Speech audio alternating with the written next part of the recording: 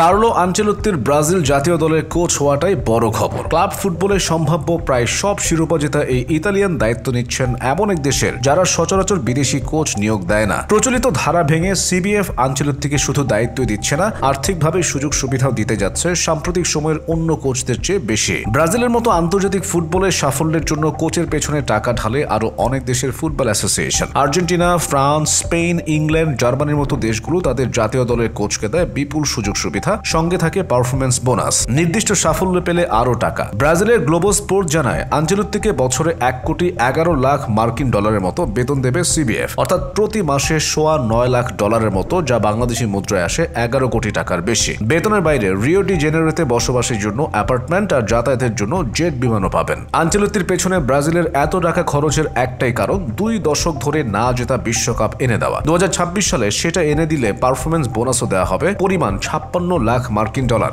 ব্রাজিলের চাকরিতে ব্যক্তিগতভাবে 65 বছর বয়সে আনচেলত্তির ব্যস্ততা কমবে। ক্লাব ফুটবলে কোনো কোনো মাসে 8-9টি ম্যাচও খেলতে হয়। যেমন আনচেলত্তির বর্তমান দল রিয়াল মাদ্রিদ 2024-25 মৌসুমে এরই মধ্যে প্রতিযোগিতামূলক ম্যাচ খেলে ফেলেছে 63টি। ম্যাচ কেন্দ্রিক এই তুমুল ব্যস্ততা কমে এলেও আনচেলত্তিকে সামলাতে হবে একটা গোটা দেশের প্রত্যাশার চাপ, যে দেশে ফুটবলটাই ধ্যান জ্ঞান। আর পুরো দেশের প্রত্যাশার চাপ, দীর্ঘমেয়াদে শিরোপা খরা এবং সংশ্লিষ্ট দেশের আর্থিক সক্ষমতা বিবেচনাতেই জাতীয় দলের কোচরা কাজ কম হলেও ভালো পারিশ্রমিক পেয়ে থাকেন। ব্রাজিলের চেয়ে বেশি সময় ধরে আন্তর্জাতিক ফুটবলের ট্রফি নেই ইংল্যান্ডের। ইয়াহু স্পোর্টসের তথ্য বলছে ইংল্যান্ড ফুটবল অ্যাসোসিয়েশন টমাস টুখেলকে বছরে 67 লাখ মার্কিন ডলার বেতন দিচ্ছে, যা বাংলাদেশি মুদ্রায় প্রায় 81 কোটি টাকা। 1966 সালের পর বিশ্বকাপ না জেতা ইংল্যান্ড টুখেলের সঙ্গে চুক্তি করেছে 2026 পর্যন্ত। বিশ্বকাপ ট্রফি জেতার চাপের দিক থেকে ইংল্যান্ডের ধারে কাছেও নেই যুক্তরাষ্ট্র, তবে উত্তর আমেরিকার দেশটি তাদের কোচকে দিচ্ছে ইংল্যান্ডের কাছাকাছি বেতনে। ইএসপিএন এর খবর বলছে যুক্তরাষ্ট্রের কোচ মরিসিও পচেত্তিনো